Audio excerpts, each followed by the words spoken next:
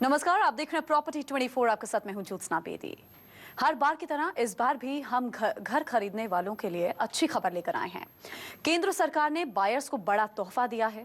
जी हां, सरकार ने रियल एस्टेट बिल के नियमों को नोटिफाई कर दिया है, जिससे अब बिल्डर्स की मनमानी पर लगाम लग सकेगी।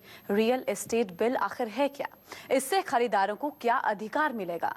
प्रॉपर्टी बाजार में क्या बदलाव आएगा? आज हम आपको इस शो में यही बताएंगे।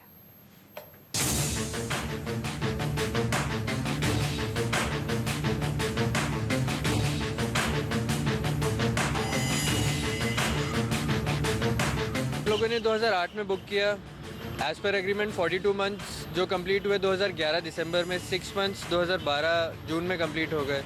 2012 जून से 2016 आ गया। कोई चेक नहीं था, बिल्डर ने कुछ नहीं किया। ये हैं पंकज यादव। पंकज ने 2009 में गुड़गांव में फ्लैट खरीदा था। बिल्डर ने इनसे 2012 में पोजेशन देने का वादा किया था। डेडलाइन पूरा हुए 4 साल बीत चुके हैं, लेकिन पोजेशन अब तक नहीं मिला। यही हाल सिर्फ पंकज का नहीं है। इस सूरत हाल से देश के लाखों खरीदार गुजर रहे हैं। बिल्डर्स के धोखे और मनमानी से परेशान हैं। लेकिन अब बिल्डर्स का ये धोखा, ये मनमानी नहीं चलने वाली है। प्रॉपर्टी बाजार में एक बड़ा बदलाव आने वाला है। घर खरीदने वालों को सरकार ने बड़ा तोहफा दिया है। जी हां, केंद्र सरकार ने रियल एस्टेट रेगुलेशन बिल से जुड़े कानूनों को नोटिफाई कर दिया है।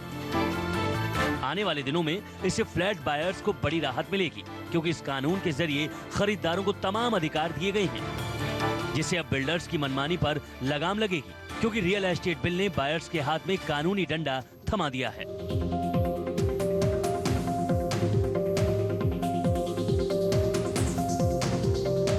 सबसे पहले ये जान लीजिए कि रियल एस्टेट सेक्टर की खास बातें क्या हैं। रियल एस्टेट रेगुलेटरी अथॉरिटी बनने के 3 महीने के भीतर बिल्डर्स को ऑनगोइंग प्रोजेक्ट को रजिस्टर कराना होगा। इस वक्त बिल्डर्स को बताना होगा कि वो कितने वक्त के भीतर अपने प्रोजेक्ट को पूरा कर लेगा। इसके बाद अगर प्रोजेक्ट डिले होता है तो करीब 11% की दर से ब्याज के साथ बायर्स अपना पैसा वापस ले सकते हैं। बिल्डर को दावा किए जाने के 45 दिनों के अंदर रकम चुकानी होगी। ब्याज दर एसबीआई की मार्जिनल मनी की लैंडिंग रेट से 2% ज्यादा तय की गई है।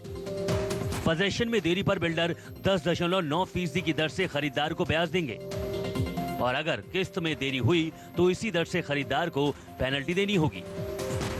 सबसे बड़ा तो ये है कि जो चेंज है वो ये है कि आज अगर पोजेशन नहीं हो रहा तो आप जाके प्रोटेस्ट कर सकते हो, आप कंप्लेंट कर डाल सकते हो, और आपको अपने पैसे रिफंड लेने का अधिकार है। लेकिन हाँ, वहीं पे अगर आप बात करें कि जब तक अगर पोजीशन टाइम 3 इयर्स लिखा हुआ है, तो ऐसा नहीं है कि कस्टमर 6 महीने बाद जाके प्रोटेस्ट कर सकता है कि आपका पोजीशन क्यों नहीं हो रहा। बट हाँ, थोड़ी सी पावर बढ़ गई है, तो थोड़ा सा स्कोप जो कंप्लेंट्स का है वो दायरा बढ़ जाएगा। रेरा के नियमों के नोटिफाई होने के बाद हर बिल्डर को स्टेट रेगुलेटर के पास अपना पंजीकरण कराना होगा। पंजीकरण के लिए आवेदन करने के 3 महीने के भीतर डेवलपर्स को जुटाए गए फंड्स का 70% हिस्सा एक अलग बैंक खाते में जमा कराना होगा। इस नियम का फायदा ये होगा कि डेवलपर्स अपना फंड किसी और प्रोजेक्ट्स में इस्तेमाल नहीं कर सकेंगे, जिससे प्रोजेक्ट वक्त पर पूरा हो सकेगा और लोगों को वक्त पर उनका आशियाना मिल सकेगा।